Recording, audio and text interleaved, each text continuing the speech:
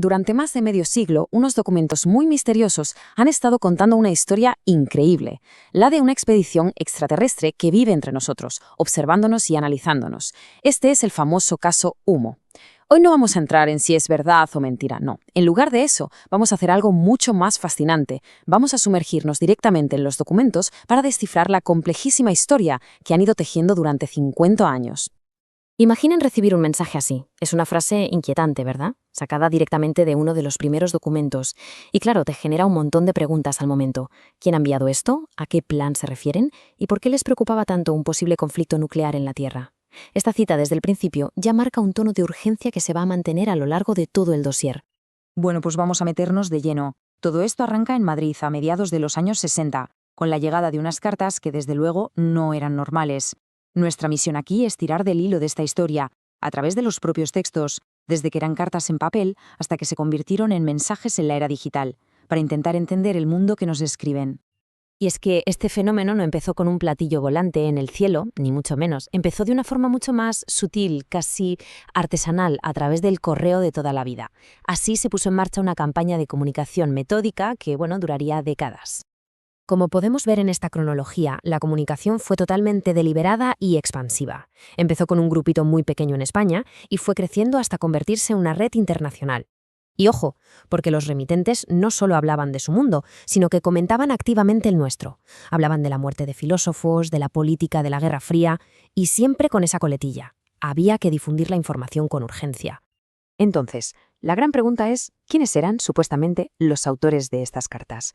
Pues los documentos construyen un perfil súper detallado de los humitas, describiendo su biología, su sociedad y su tecnología con una precisión que la verdad asombra.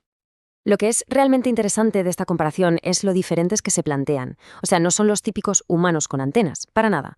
Los documentos describen una biología muy particular, con dedos que son casi como órganos sensoriales y una transición de la voz a la telepatía al hacerse adultos. Y en lo social se presentan como un colectivismo muy avanzado, una especie de socialismo perfeccionado, pero a la vez profundamente religioso. Su sistema de gobierno, el UMMALLE, es fascinante.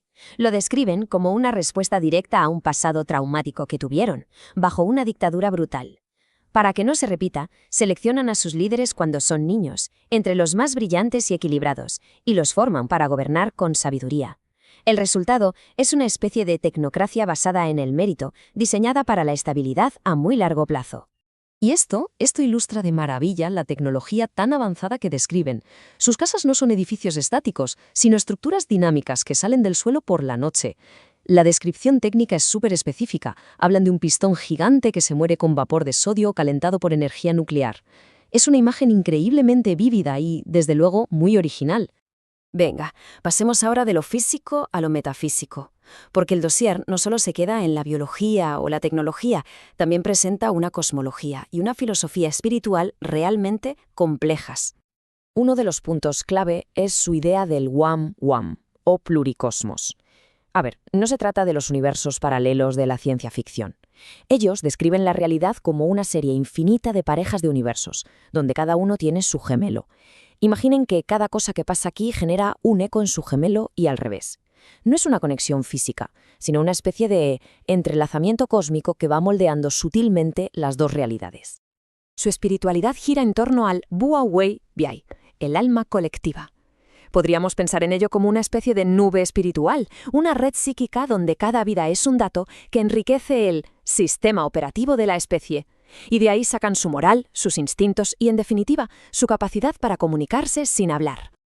Relatan esta antigua leyenda que funciona como una metáfora muy potente. El huracán, al intentar leer la sabiduría de las rocas, la destruye con su propia fuerza. Para ellos, esta leyenda ilustra un principio fundamental. El simple acto de observar la realidad la altera. Nuestra conciencia no es un espectador pasivo, sino un participante que moldea lo que percibe. Entonces, la gran pregunta es, ¿qué hacían aquí? Pues según los documentos, su misión principal era observar. Estaban estudiando la civilización humana, con una mezcla de fascinación científica y, la verdad, una profunda preocupación. A lo largo de las décadas, sus comunicados eran un reflejo de lo que pasaba en el mundo. mostraban admiración por algunos pensadores, analizaban nuestros conflictos con una distancia casi clínica y expresaban una especie de tristeza paternalista por nuestras oportunidades perdidas, como el hecho de que Armstrong no llegara a ver un viaje a Marte. A veces, su supuesta vigilancia daba como resultado datos increíblemente específicos y, la verdad, bastante extraños. En medio de un análisis de la Guerra del Golfo, soltaron esta cifra exacta de los simpatizantes de Saddam Hussein. No es un número redondo, no. Es una estimación precisa que parece buscar dar una impresión de «estamos analizando datos a gran escala», añadiendo otra capa de detalle a toda su historia. En esencia, su informe sobre la humanidad es un diagnóstico muy crítico. Nos ven como una especie con un potencial inmenso, pero que está atrapada en sistemas sociales injustos, que se adicta a la guerra, que está cegada por una lógica demasiado simple y, además, desconectada de su propia espiritualidad. En última instancia, todo su mensaje se puede leer como una gran advertencia. Pero claro, nuestro mundo cambió y el método de comunicación de Humo también cambió con él.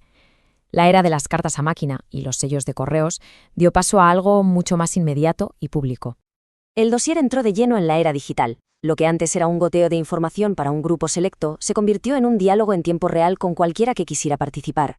Y todo a través de varias cuentas de Twitter, manteniendo siempre la misma terminología y la misma coherencia en la historia. Este intercambio es un ejemplo perfecto del nuevo formato. Es un tono directo que responde a preocupaciones de hoy en día y que mantiene su postura de siempre. Son observadores, no salvadores. Garantizan que no nos vamos a aniquilar con armas nucleares, pero insisten en que tenemos que aprender de nuestros propios errores, por muy doloroso que sea.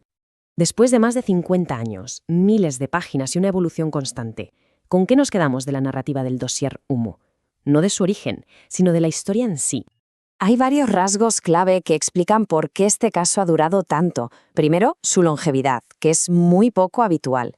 Luego, la profundidad y la coherencia del mundo que describe son impresionantes. Además, ha sabido evolucionar con los tiempos y siempre ha mantenido ese equilibrio delicado, mezclando conceptos científicos que podemos entender con ideas que, escapan a cualquier tipo de verificación.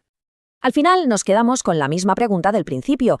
¿Es el dossier Humo el fraude más elaborado y duradero de la historia de la ufología? ¿Una obra de ficción colectiva de una complejidad asombrosa? ¿O es otra cosa? La historia que cuenta, llena de advertencias, de filosofía y de ciencia extraña, sigue ahí abierta, esperando que, quizás algún día, alguien la pueda decodificar por completo.